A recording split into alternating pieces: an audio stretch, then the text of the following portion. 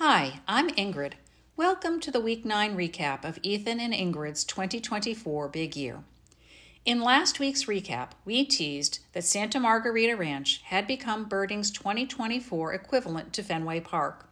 How? Why, you ask? The ranch sits quite literally on the border of the U.S. and Mexico, and like Fenway, it has a giant wall too. Also, due to its unique location on the Rio Grande, it fields a roster of heavy-hitting birds much like the Red Sox of the good old days. Red Sox fan, but we finished last 3 out of the last 4 years. We have the highest price tickets in all of baseball. We have plenty of money. Why can't they go out and get a good free agent pitching? Does go on and on sometimes, doesn't he?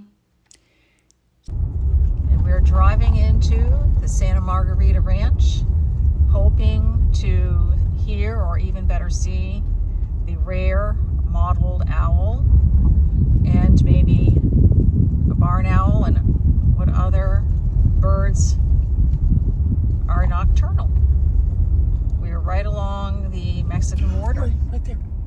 Thanks to this year's El Nino weather pattern and droughts in Central America, several rare species have moved north into the U.S.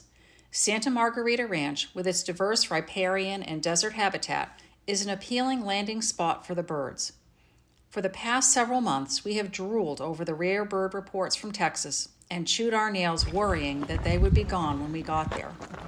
This past weekend, we finally got our chance to see them. Access to the ranch is restricted and one must go with a guide.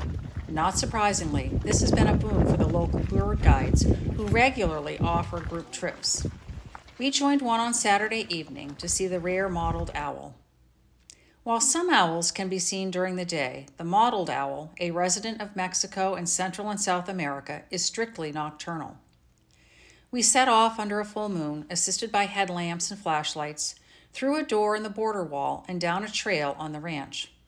About 1.25 miles in, the guides played the call of the eastern screech owl, to which the mottled owl immediately responded with his own call, which sounds like an old man telling kids to get off his lawn.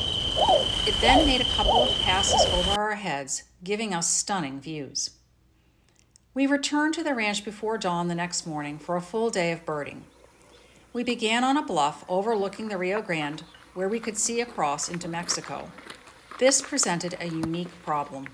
We had to be careful because only birds on the U.S. side count in a big year. Fortunately, over the next 2.5 hours, all of the birds were on the U.S. side or obligingly flew into U.S. territory, if only briefly in a few cases. Next, we went further down the same trail we had been on the night before, this time ending at the river's edge to search for the bare-throated tiger heron, a primal-looking heron of mangroves and marshes. While we combed up and down the river's edge throughout the day for him, it appears he took Sunday off. Several other fantastic birds were out and about, though, and we ended the day with a whopping 102 species. We were sweaty and exhausted from miles of hiking in 90-degree weather, but we were thrilled to add 22 new species to our big year list and 12 to our life lists. The next 2 days, we spent further east in the lower Rio Grande River Valley, picking up birds at state parks and nature preserves, as well as at urban parrot and parakeet roosts in McAllen and Wescalo. While the green parakeets of McAllen are well organized and predictable in their habits of returning to the same shopping center every night, the parrots of Wescalo are a hot mess. They frequent the same residential neighborhood each evening, but they don't always return to the same place. The result is a frenzied contingent of birders racing through the streets in pursuit of the flock. We imagine parents telling their children to be sure to be home well before dark for fear one of these crazy birders will run them over in their cars. We were in search of the rare lilac-crowned parrots that have been reported in the flock. They did not make it easy with their constant movement from tree to tree and street to street, but we managed to find 2 and are happy to also report that we did not hit any children or wandering dogs. Another adventure was a return trip to the fallow farm fields of Edinburgh for the elusive mountain plover. Here we drove slowly over dusty dirt roads among windmills and farm equipment, scanning and occasionally stopping to scope the fields. Despite our best efforts over a couple of hours, We emerged from the fields with our car a new shade of dusty gray, but no bird. We'll have another chance at the mountain plover this summer in the Pacific Northwest. Wednesday was a rather non-birdie day for us, horrors, as we moved from the valley to hill country outside of Austin. It was a bit of a haul, and there really weren't any birds to chase en route, and no obligingly birdie rest stops either. Our target birds on Thursday proved more cooperative. The most exciting of these was a new lifer for us, the Chestnut collared longspur. We had heard that this handsome male could be found hanging around a lake outside of Austin, feeding in the company of a large flock of American pipits.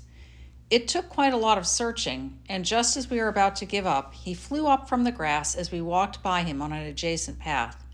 We were thrilled to see him, and we shared the joy with 3 other equally happy birders who had joined the search.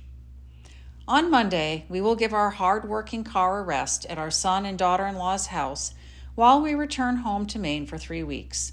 There we will recharge ourselves, chase any nearby rarities, and plan the next phase of our big year road trip, when we will head for New Mexico and Arizona.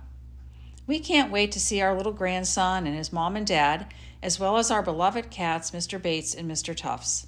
After 35 nights on the road, one of the things we most look forward to is sleeping in our own bed. When we left Maine on January 28th, we had seen 132 birds.